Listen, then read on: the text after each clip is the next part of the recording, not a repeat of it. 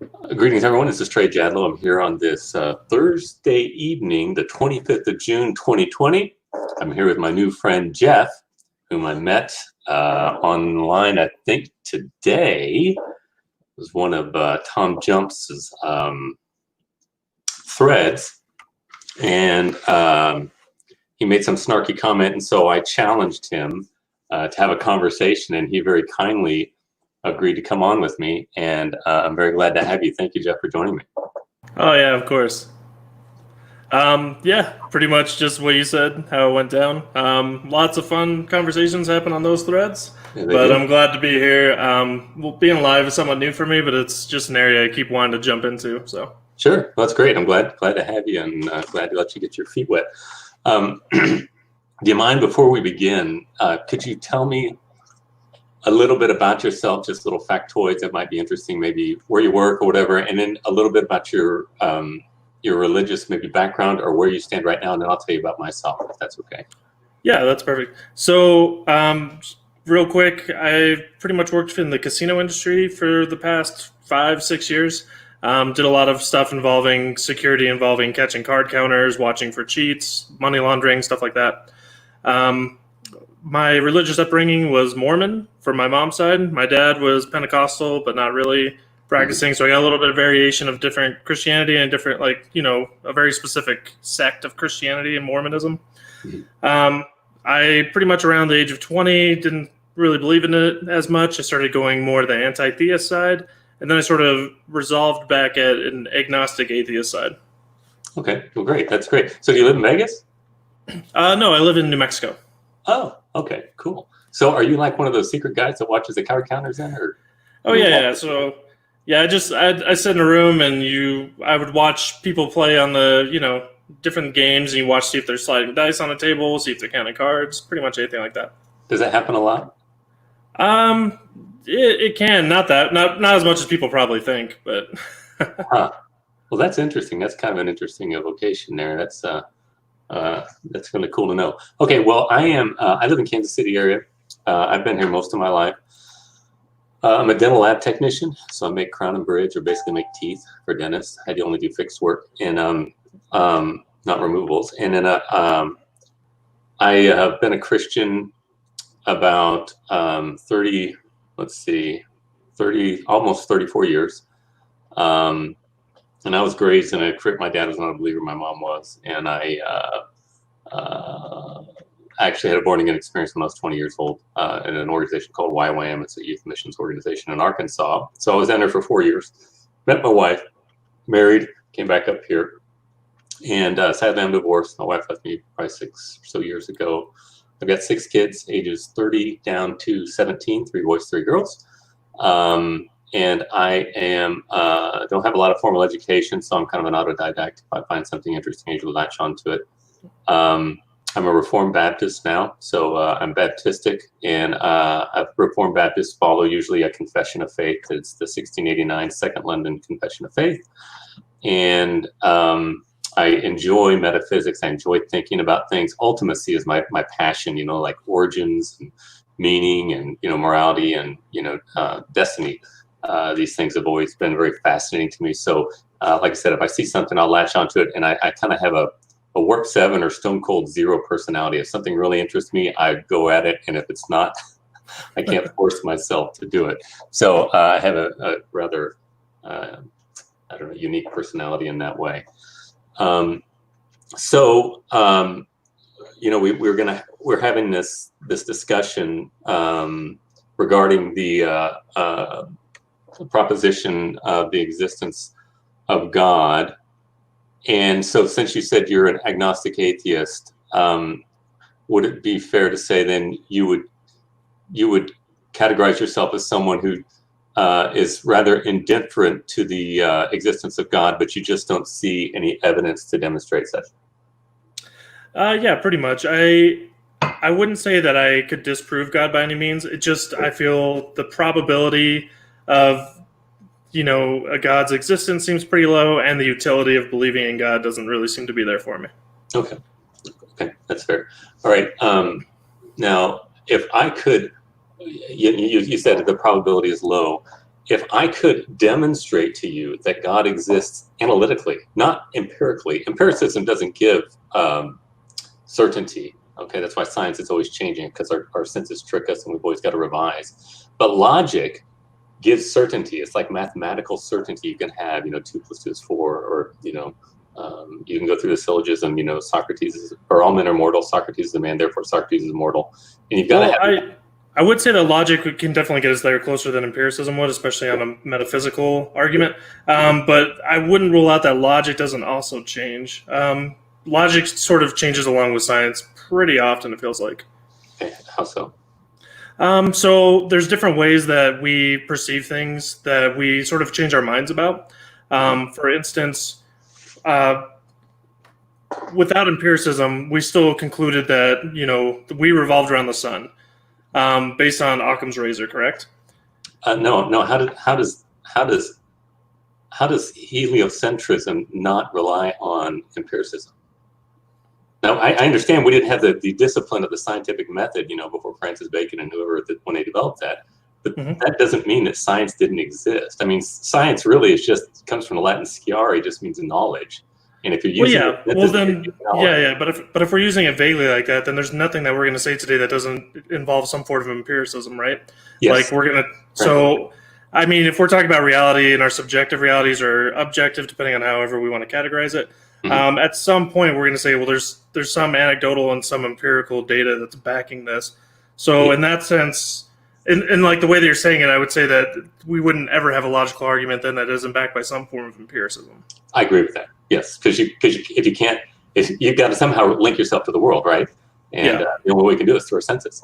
So, which brings me to my first point that I need you to grant me to. So I'm gonna give you a demonstration, an analytical demonstration for the existence of God.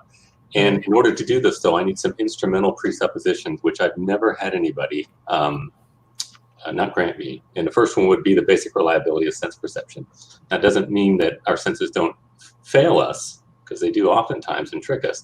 But like we just stated, that the only link that we have to this world in order to get any kind of inquiry or understanding is through our senses. And we've got to say, at least on a basic level, that we have some sense of reliability of sense perception. Would you grant me that? Yeah, I mean, excluding like just very out there theories that, exist in a realm of probability, but we don't really act based on those. So yeah, I would definitely grant that if we're going to have any sort of discussion going forward, we'd have to accept that our senses, it's based on our senses, yes. Okay, and I am not even actually needing any sensory data except for the fact that you, the inquirer, exist. So it's not even necessary. I don't care about solipsism or any of that. It doesn't really matter to me. All I've got to do is have enough sense perception to know that I, the inquirer, exist. Okay. Yep. Now, secondly, I've got to have the laws of logic, and I'm not sure you were going somewhere saying that logic has changed.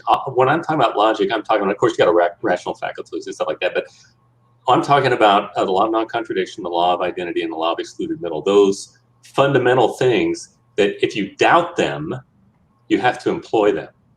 Okay.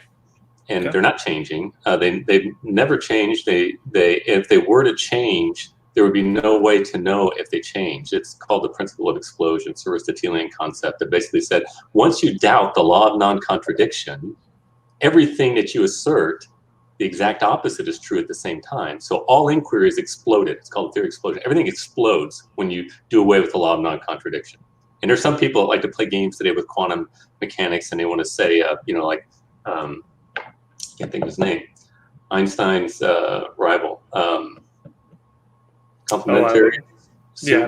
I can't think of his name, but you would know his name though. He's a very famous physicist, and he basically said, he made his own coat of arms, and he said, contraria sunt complementaria, or something like that. He said contraries are complements. In other words, contradictions complement each other, and because of quantum mechanics, and that's really foolishness. And that's what Einstein basically said. He said, if he said God doesn't play dice, and if he does, I'd rather be a cobbler or work in a gaming house rather than be a physicist.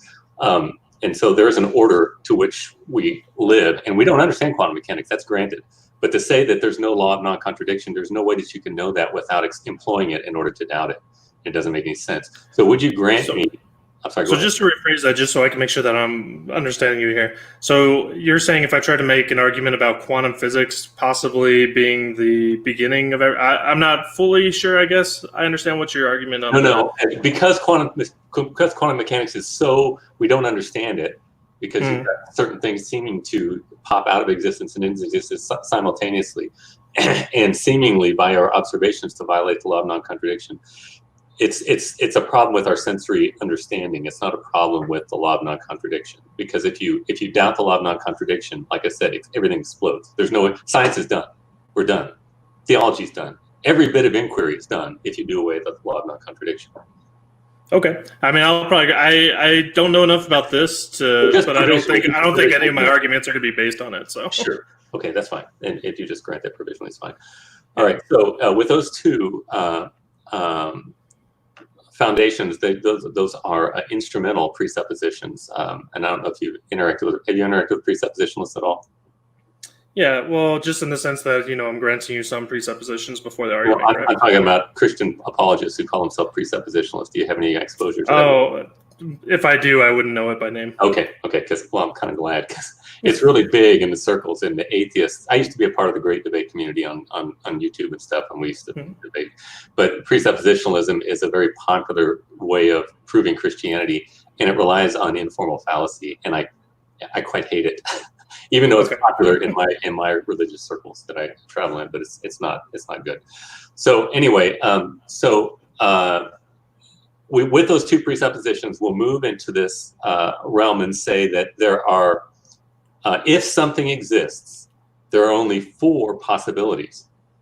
And the first possibility is that that which exists is an illusion. The second one is that which exists, and we'll go through these one by one. That which exists is self-created. The third one is that which exists is self-existent. And the fourth one is that which exists is created by something that is self-existent. And those are 4 possibilities, but only one of those will come forth as valid, as I will demonstrate. Now, the first possibility we have is that that which exists is an illusion. And this was demonstrated to be false by Descartes, basically saying cogito ergo sum. I think, therefore I am. Descartes wanted to doubt everything that he could doubt so that he could get what he wanted to reduce everything down to what he was a rationalist, whatever I can do to give me some certainty. What knowledge can I count on that I cannot be undoubted? And he says, if I could crawl into a Dutch oven, and what truth could I come to that would indubitably be true? And his conclusion was, in order to be doubting something, I have to be thinking. In order to be thinking, there must be a me who is thinking. And so he came up with the maxim that said, if there's nothing else that exists, I do know one thing. I know that the doubter exists, because if there were no doubter, there would be no doubting. And since there is doubting, there is someone who is thinking. Therefore, I know that I exist. I don't know if the rest of the world exists. I don't know if you exist. I don't know if this lamp next to my head here, if it really exists, because my senses could trip me. But I do know for certain that Yeah. Sorry, can I just cut in here real quick? Yeah, you can put it up at any time. Yeah. So the only thing, I'm not going to be super familiar with some of these. I mainly, which is totally fine. I'm totally fine getting into these. So I guess the main argument I've heard before, and I don't know how it would apply here then, is like, what about the mad God sort of theory? Like, what if there is some sort of conscious entity, but there's no universe, and it's just a consciousness, and it's gone insane, and it keeps creating like these scenarios that's running in its head, and that's what we would be.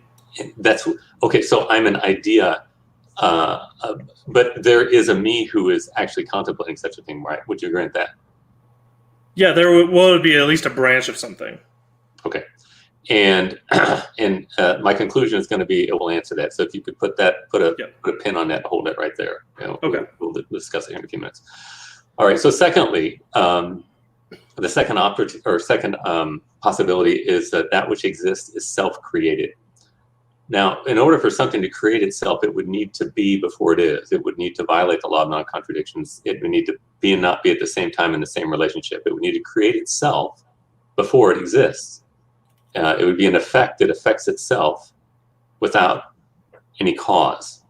And it would need to be and not be at the same time in the same relationship. Can you see the logic of that? Yeah. No. Yeah. So something cannot create itself before it is.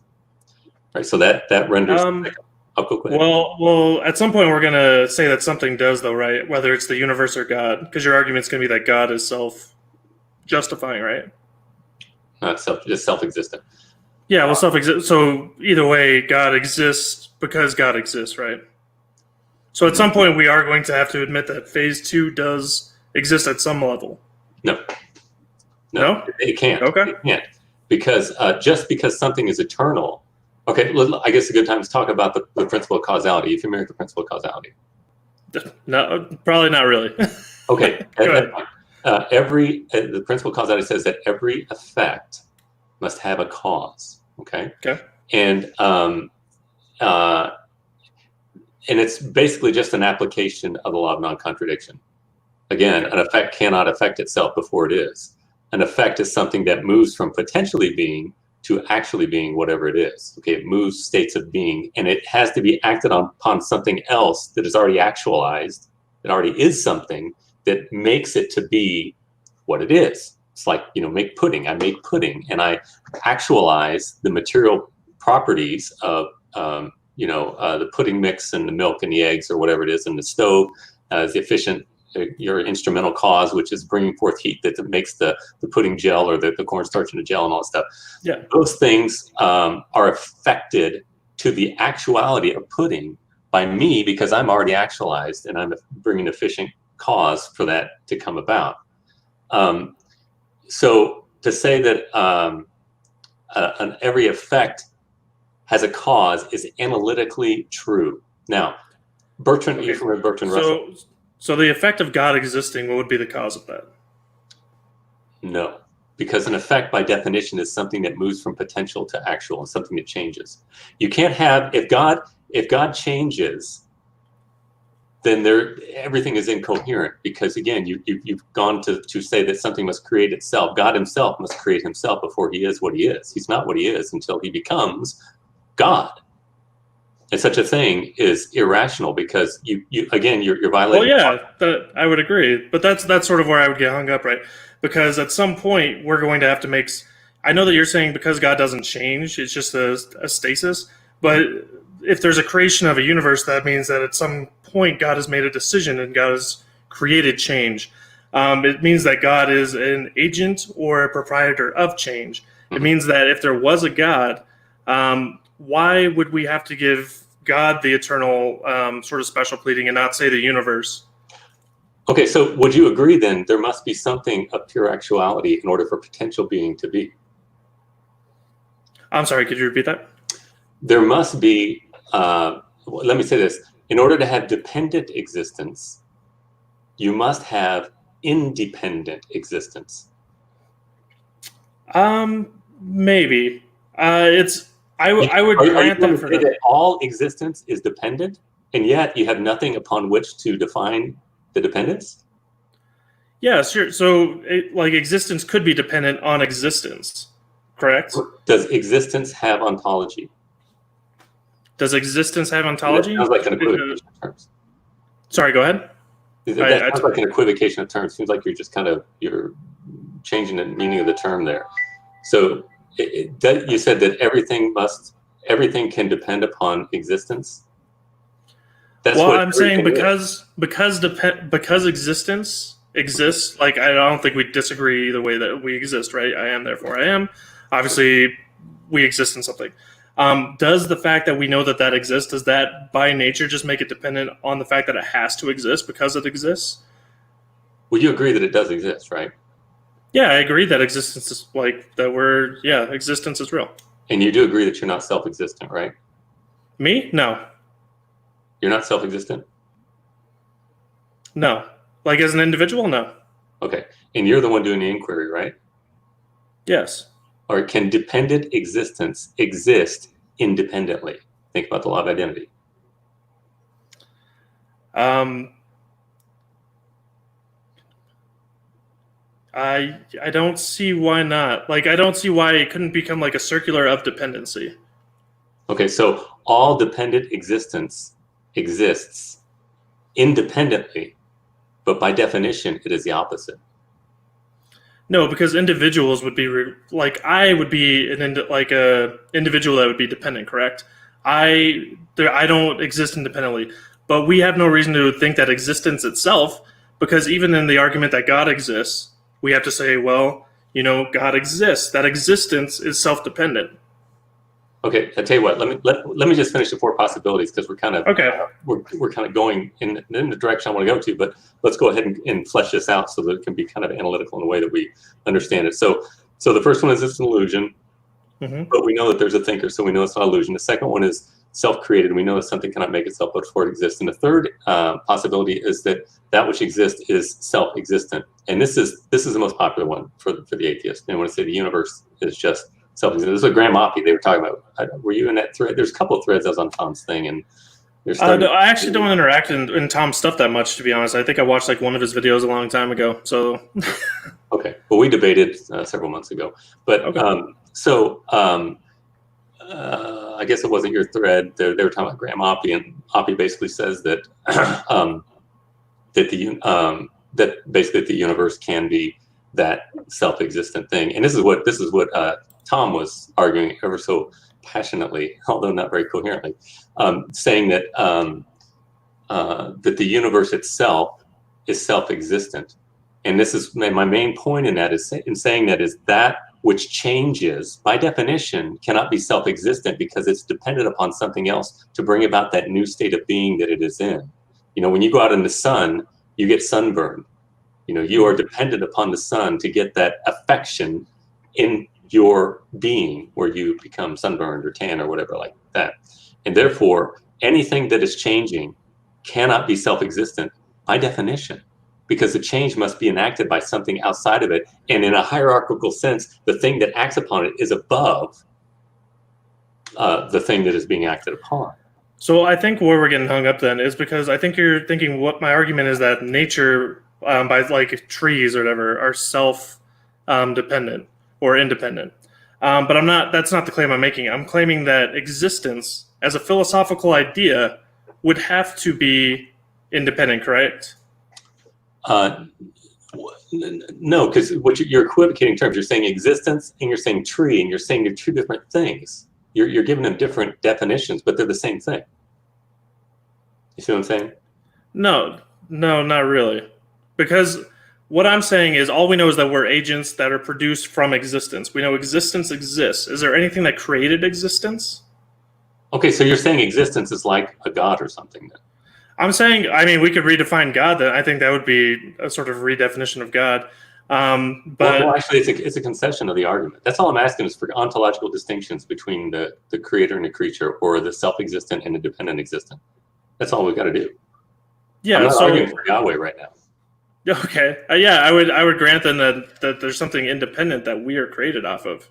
Okay, and does that independent being have a mind?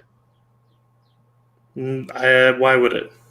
Are mathematical principles mental propositions? So, because mathematical principles exist, it would have to have a mind? Well, mathematics and logic are functions of mind. Would you agree with that? Yeah.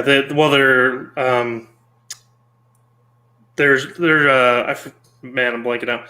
We create them in our mind. Like mathematics is something that we create. Okay, but if everybody created it in their own minds, how do you justify the objective nature of such a thing? In other words, it doesn't change. If we all just made it up, then we'd be fighting, saying which is right and which is wrong, but we don't. So what you're saying is the patterns that exist in the universe exist, but the language that we use to describe it.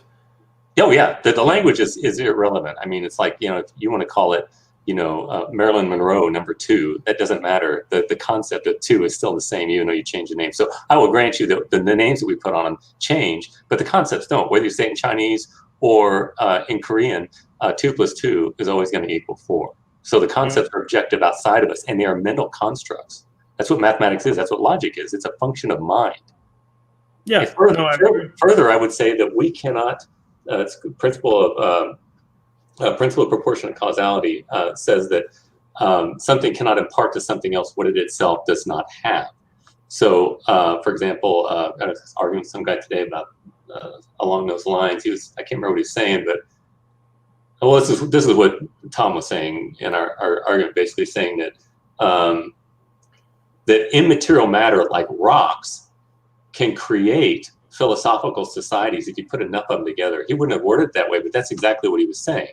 He was saying, he called it the composition fallacy. You're saying, well, the individuals don't have it, therefore the whole thing cannot have it.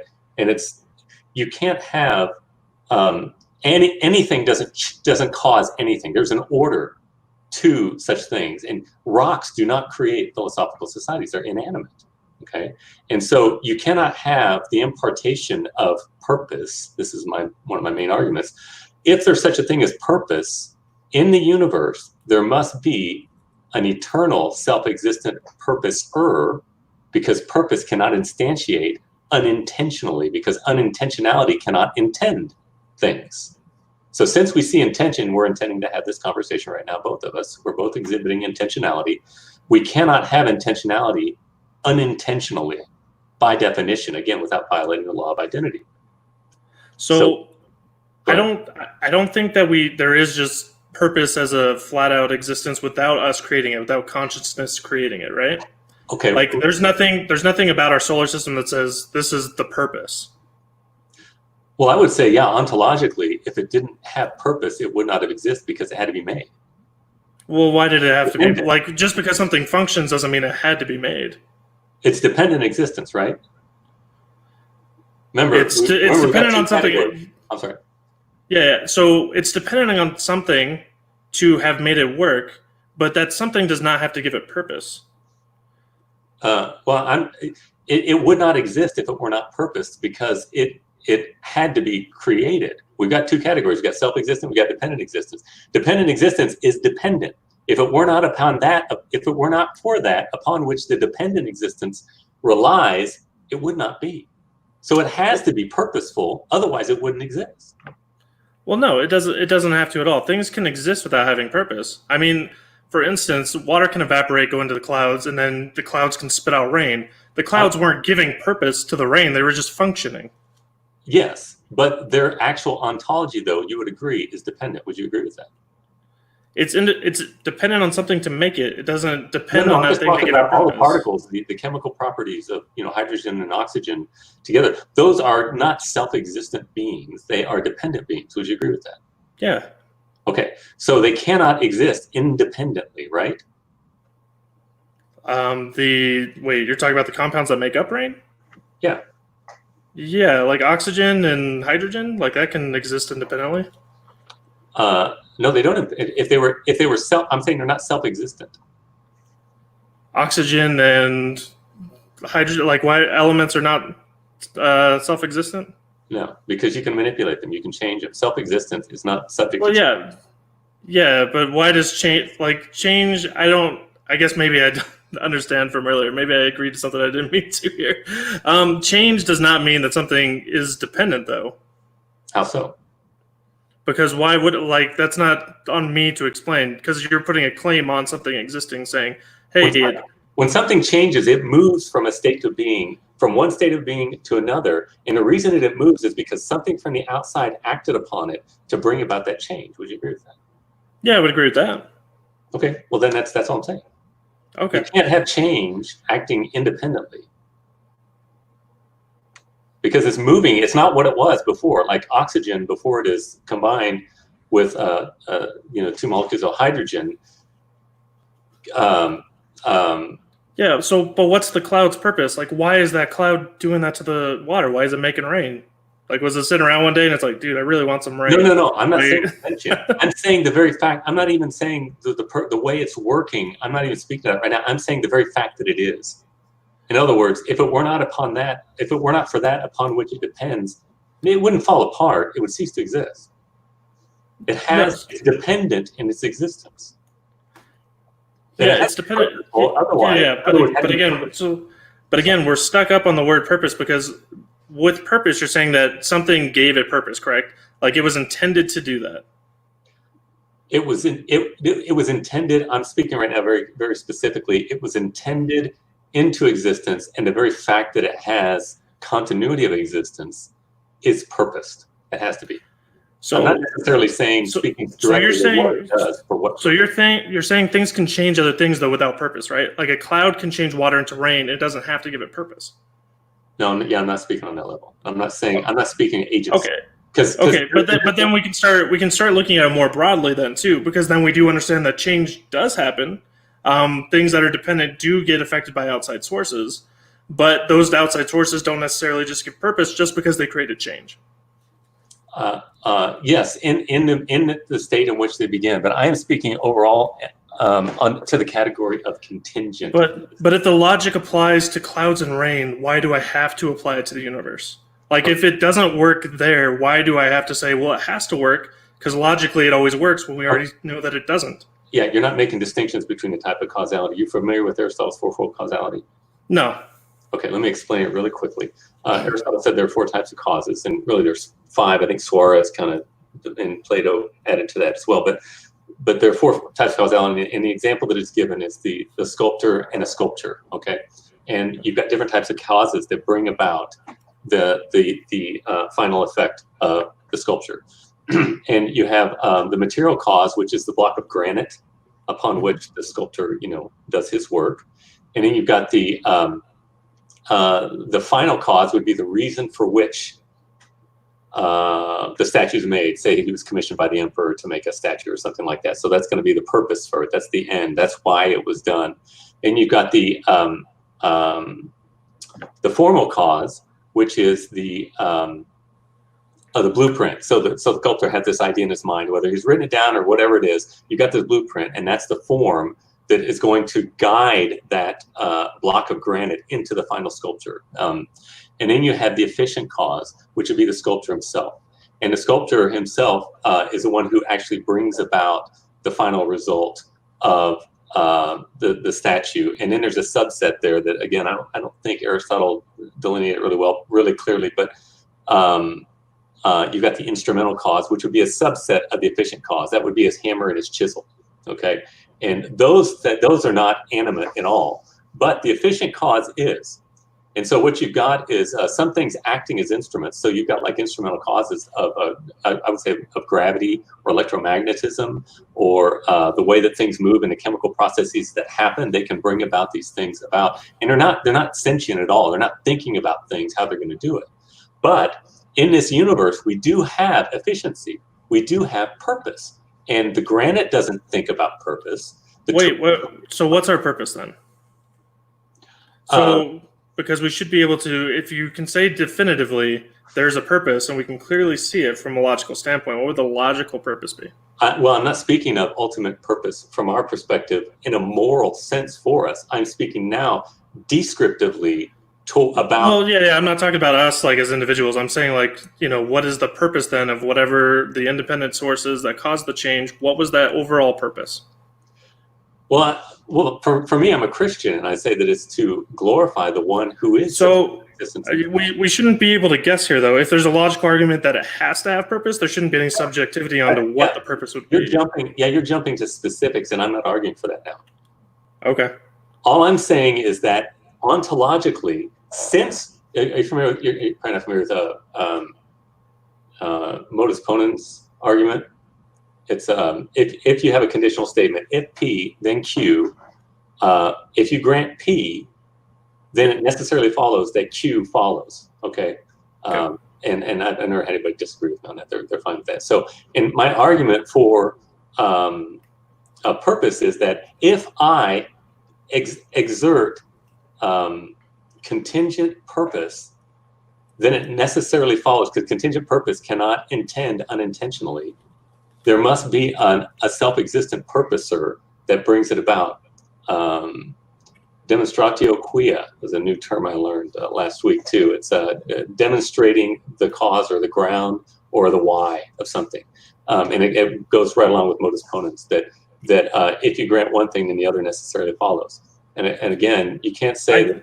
I wouldn't agree that I think a purpose would have to follow there, because and I'm going to circle back around to something we already sort of talked about, but at some point we're going to have to say that something doesn't have purpose as far as we keep backtracking. Like, all right, maybe the cloud and the rain don't have purpose, but and maybe the ocean didn't have, maybe this didn't. Yeah, but but if we go back, if we I'm not referring to material, Bill. I'm only referring to. Yeah, I know. Hold on, just give me a second. Okay. But if we keep going back, if we're going to use this as an example to get into the universe, the existence of the universe, at some point we're going to have to say, well, something that existed without purpose created something with purpose, right? How so? Well, you're saying that God does not have a purpose for existing, but he created something and that has purpose because it was changed, right? Say it again. So if we're going to go back all the way to the theist argument, you're going to say the universe exists as a purpose of God, like God gave purpose and created a universe, correct? Regardless of what that purpose is. But the thing that created the universe still has no purpose, because you're still arguing that a God exists that exists without purpose. So at some point, even if we go back far enough, we're going to hit the same roadblock that something without purpose had to create something with purpose. Okay, why are you saying that God has no purpose? So, I already asked you that. So what is the purpose of God's existence? For his own glory. For his own. He can't be purposeful. So there was nothing, and then God was like, my glory, and just like I don't understand, I guess. He is efficient in his nature. I'm not saying he's a block of wood. He is a person. That's what I was talking about. That's why it's important to understand those four categories of causality. I'm not saying a block of wood is the same as God. Yeah, and I'm not saying it is either. I'm just saying at some point you're going to get to a point where you're going to have to make circular logic for the purpose of something. I don't understand. I don't see the circularity there at all. So you're saying that God only exists because of his own glory. So his glory caused him to exist, and his existence is his glory. No, his glory. God cannot be made up of parts of things in order to be what he is. In other words, he can't be a composite himself. He can't move from potentiality to actuality at all. If he does, then he himself is not God. He's a dependent existence, and you have no justification. Everything, again. Well, yeah, but you just said he had a purpose, and so something gave him that purpose, right? Like some independent thing. No. In his purpose, he is eternally what he is. And if you're going to say that God had to move to a new state, think, oh, he woke up on one Tuesday morning and said, oh, I think that I will create the universe. No, because that's a measurement of. Let's talk about the whole concept of time. Okay, time is the measurement of movement between contingent bodies. As far as we know, we don't completely understand time, but would you be willing to grant that time is just a measurement of change? But I'm not arguing that there's like a difference in time. I'm saying even if you look at an eternal God, one that always existed, there has to be a reason why that thing always existed, unless we're going to start changing the logical argument. I'm not understanding the problem you're posing. So the logical argument that you're presenting is saying that everything that is created is dependent on something else to create it. Yes. You're going all the way back, and then you're saying, but there was this one thing that existed, and it didn't have to follow any of this logic. So no, the logic is marked by potentiality. It's our logic for us is predication. It's complexity. God doesn't think with complexity. He doesn't exist in complexity. So if you're saying every time you make, is it possible, Jeph, for you to think of a simple thought? Can you do that? Probably. I don't know. No, you've got a predicate. You've got subject and a predicate. That's how we think logically. We move from one state to another. God doesn't think like that. He doesn't move like that. Now, I'm sorry? Wait, how do we know that? It's a logical necessity. So because the logic would demand it, that's why he thinks like that? No, it's because logically speaking, if God moves from potential to actual, in other words, he learns something, he predicates something, he himself would be a dependent creature, and it would be almost like the principal explosion. There's no reason for it. But that's what I'm trying to get at. Like, no matter what, at some point you're getting to a special pleading argument where you no longer apply this logic of dependency and independency, because you've now created a thing that doesn't need to rely on that logic anymore. No, so, you're the one who's questioning the logic. I'm not. You're the one who's doing it. You're the one who's saying that everything must be dependent in order for there to be independent existence. I'm not saying that. That's your problem, not mine. No, I granted you that. I said that things are dependent on independent variables or independent things. I already granted you that at the beginning. Okay, you can't have several independent things that do not, because Okay, well, even if it's one thing, then why does like you're still creating at some point you're creating a thing that no longer applies the logic of anything else. Like it just exists. it actually is the only thing that makes any sense. That's my whole point. You're the one who's questioning it. I'm not. No, but it isn't the only thing that makes sense. For instance, I mean, there's a crazy like out there whatever. But like, let's say we get to a point where we do figure out time travel, and we throw a rock through this portal that we make. Everything slowly starts slipping back into it, and essentially that's the beginning of the universe. And we just sort of like are in this continuous cycle of the like when we figure out time travel, that's the end of this universe and the beginning of the universe at the same time. Okay, well, you've just compounded the problem, infinity. You're saying everything is eternally dependent independently. That doesn't help anything. Multiverse only compounds the problem. It doesn't. Well, yeah, no, and I agree. I wouldn't understand how it would work, but that's still the same argument you have to, it's irrational. to make it. Yeah, it is. Then that's why it would be irrational to have a being that exists like this. Okay, how so? Because you're saying that there's an independent thing that just exists. Yes, independently. And if he didn't exist, there would be no dependent existence. But dependent existence exists. Okay, but so what proof do we have of anything independently existing? You. I'm a dependent. Right. And can dependence exist independently? Yes. And in fact, you could say it's a scientific argument, for God. Yes. So this is what I sort of addressed, and I think this is a logical argument that I sort of get hung up on with some people, and maybe I just don't know how to explain it very well. But there is an idea that existence itself is that independent. Like the fact that we exist means that we have to exist at some point, which means that whatever caused it was always going to cause it, and it will continue to cause it or it will not continue to cause it.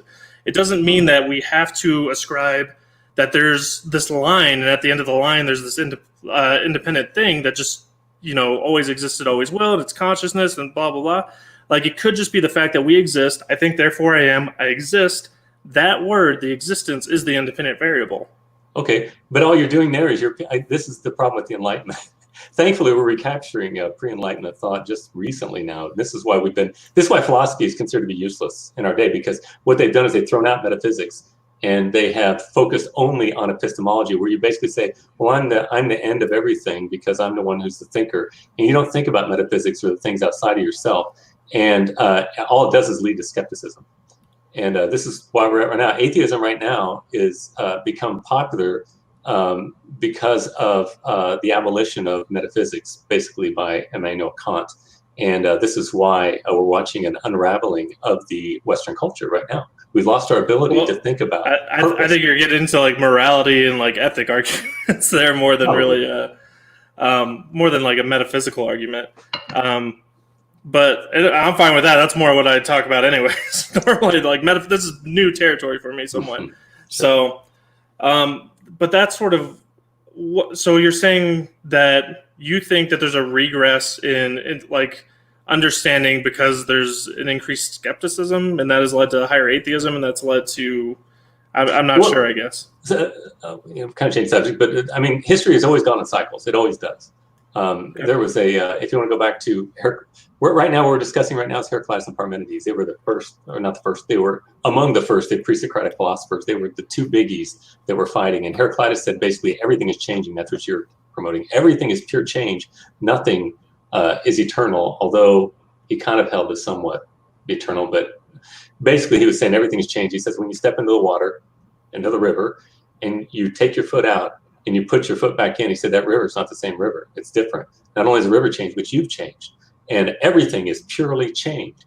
And then, I don't know which one came first, but Parmenides came along and said, no, he said, whatever is, is. In other words, if you're going to say everything is purely changed without any continuity of being, then everything really is nothing. And so Parmenides said that change is an illusion. And these two guys, were trying to hammer it out, and they couldn't figure it out. And so what happened is the Greek culture began to fall into skepticism. People said, well, if these two titans can't figure it out, how am I supposed to know it? They said, forget about it. Let's forget about metaphysics. Let's forget about duty and the reality of why we're here, and let's just live for today. Eat, drink, be merry, tomorrow we die. And the entire culture began to collapse, because when you're not thinking about your neighbor, you don't have a purpose for thinking about your neighbor, all you have is yourself.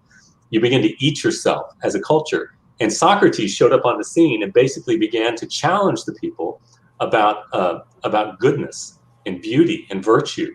And it's been said that Socrates not only saved the Greek culture, he saved the entire Western culture when he came in and challenged the people like that. So you see a resurgence coming in again from, and it was also at the time of the Peloponnesian Wars, and Sparta beat Athens, and that the gods must be against us, and the whole purpose of mythology was to bring unity out of diversity. That's a great question of Western philosophy. How do we cohere existence and make sense of it?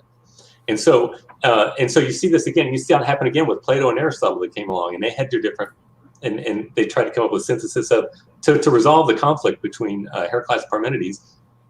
And then there was a skepticism between them, and you see the Apostle Paul coming with Christianity to offer another synthesis.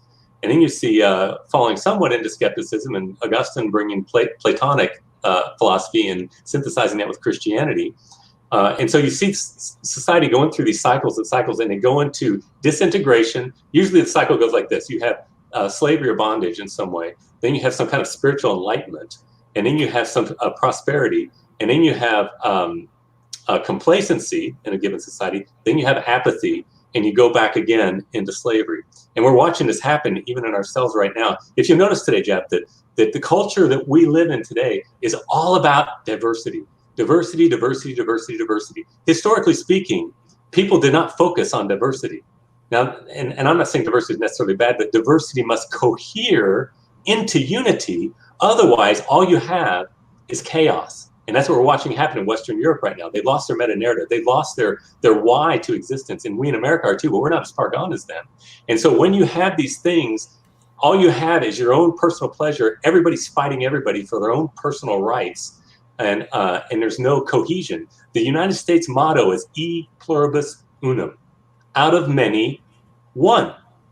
When you go to university, you go to make unity out of diversity. The university was raised up in a Aristotelian medieval Europe, and basically based in realism that we can bring unity out of diversity.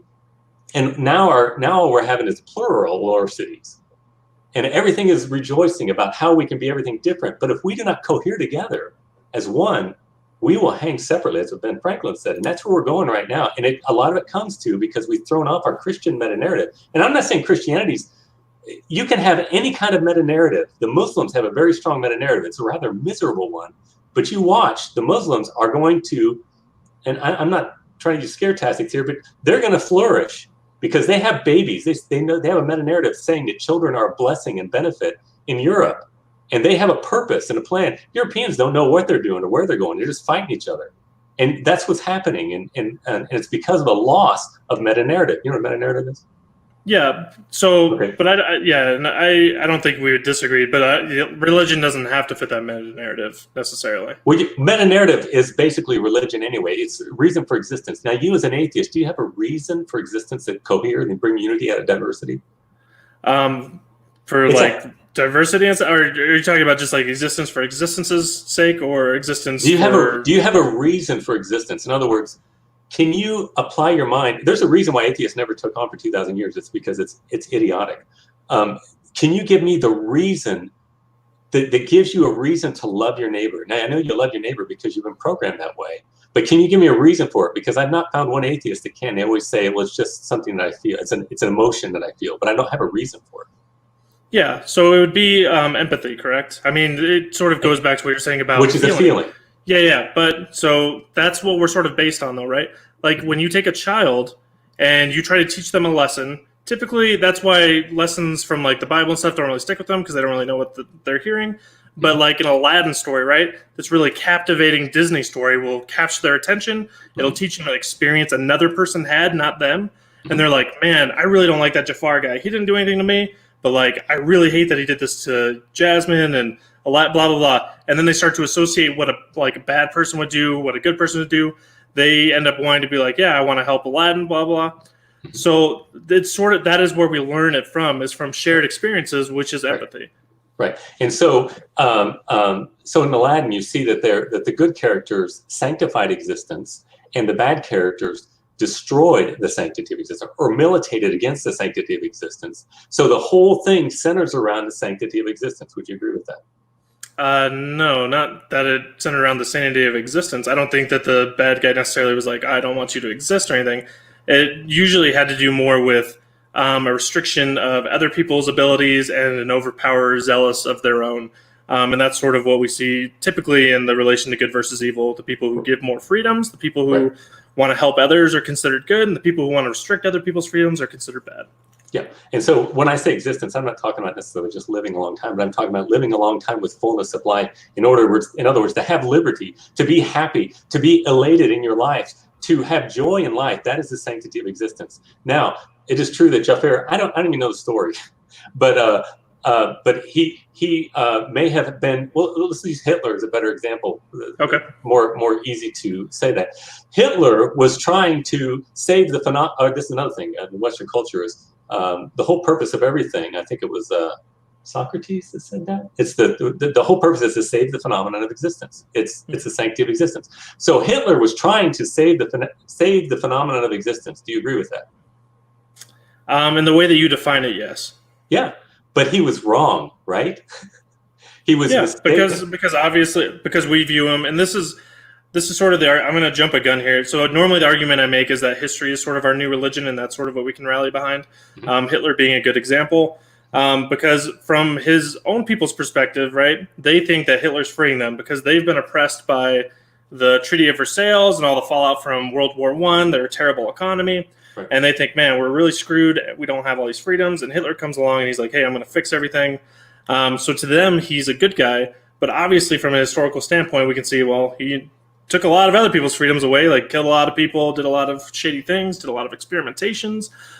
So it's obvious for us from an outside perspective to say, hey, this is a bad guy because he started restricting freedoms.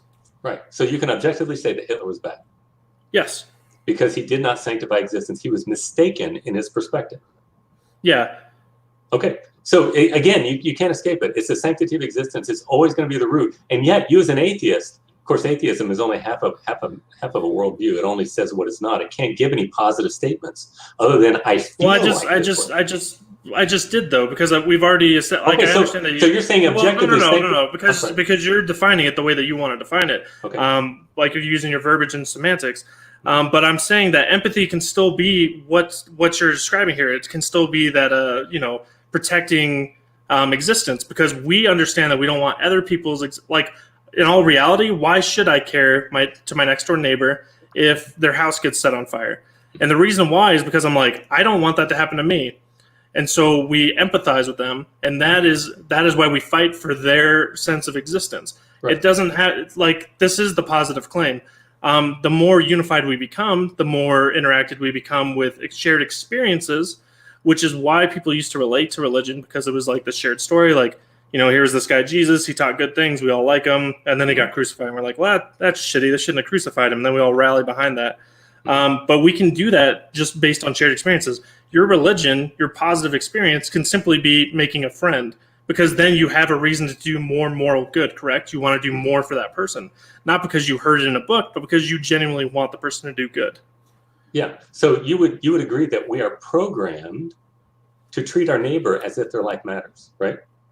Yes. Does their life matter? Yeah. Sorry. Yes. So their life objectively has value. Yes. Okay. Then you were saying that there is a sanctity of existence that is objective. So that is my bad. I should not say. So it would be subjective to each person, right?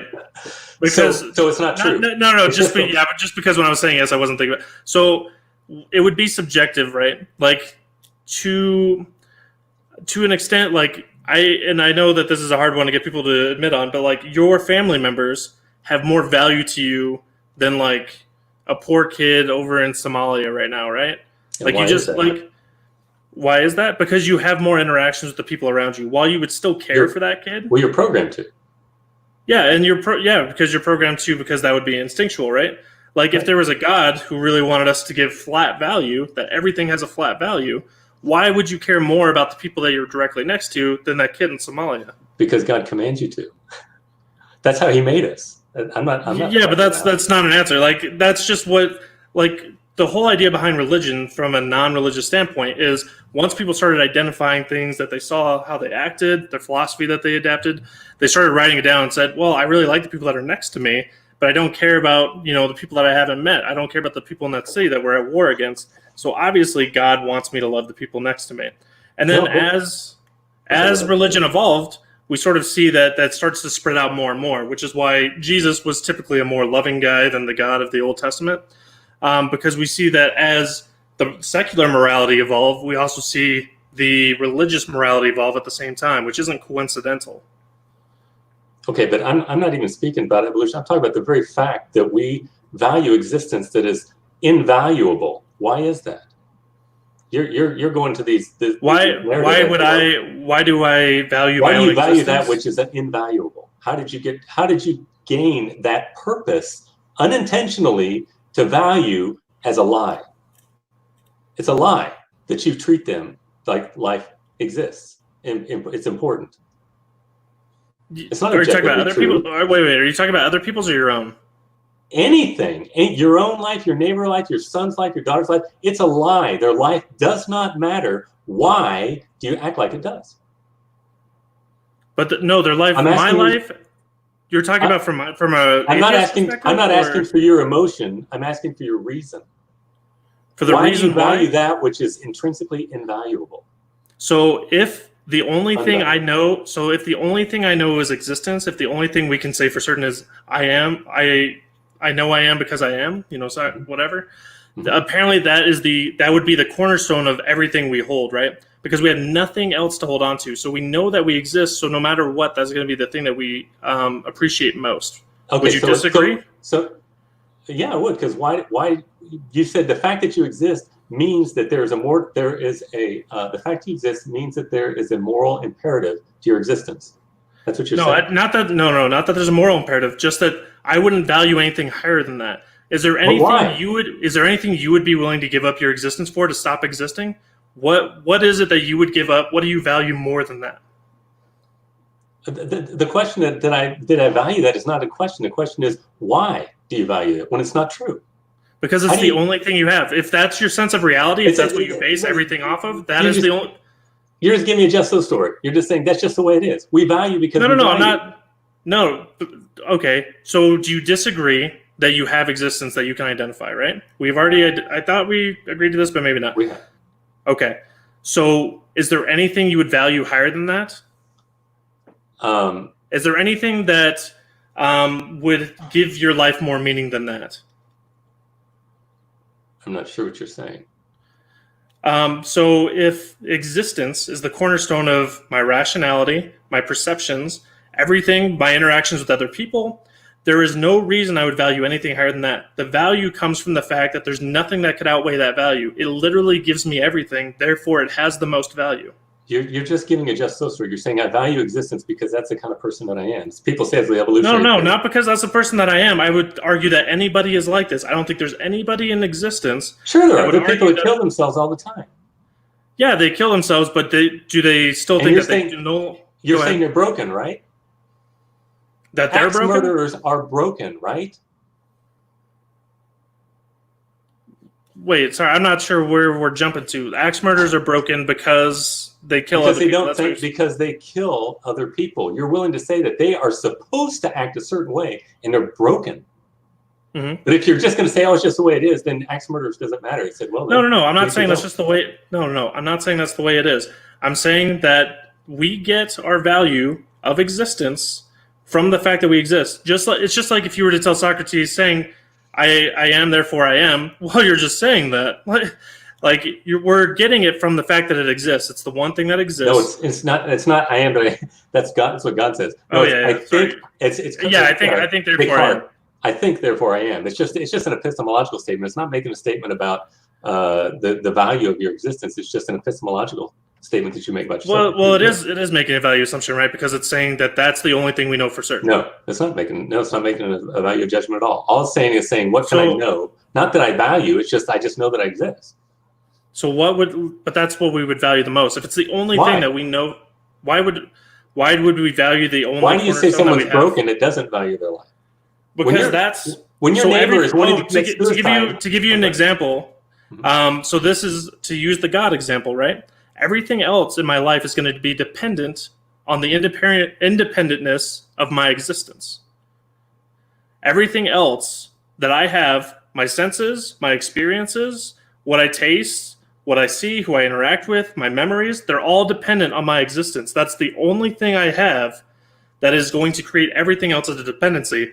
So just like you would argue that God would be the ultimate for existence, the universe, reality, whatever, your personal experiences would be completely independent on your existence. So in that sense, it would be the highest power. I just think you're going to just those stories. Listen, Jeph, I like to go ahead. I like to keep these things for like an hour or so, not too long. But I really appreciate you. I appreciate your thoughtfulness. Literally, I think more than half the time, I can't even have a conversation because my interlocutor is trying to win the argument or argue or anything, and you had a very open mind and were thinking things through and actually giving me some give and take, and it's very enjoyable to do that. So I appreciate that. And thanks for having me on. I'm definitely somebody that's easy to spank and debate because I'm not good at it. Actually, you're somebody who actually interacts. You're a lot better than a lot of people who would think they are good at debating. And just having a conversation, an honest conversation with somebody, and you're thinking things through and actually hearing what I'm saying, and I'm trying to hear you and interact. It makes a very fruitful discussion. So I don't think you should disparage yourself at all. You're very good. And, well, thank you. And I'm glad we had the interaction we did. Obviously, online debate, it's nice to get nice and spicy in there to get things rolling. But yeah, I'm glad. Yeah. I'm glad once we were face to face, it wasn't that bad. Oh, so yeah, I'm always sharper in typing and stuff like that. But I'm trying to get people engaged. You can't imagine people invite, and I can't get anybody to do it.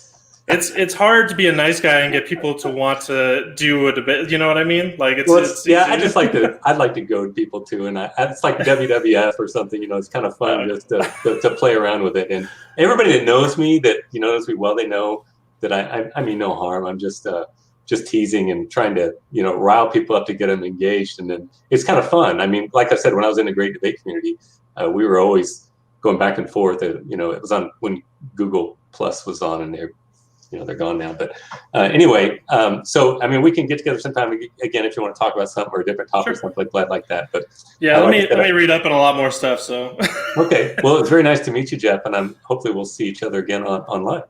All right, I'll see you, man. Okay, all the best to you. You too. Bye.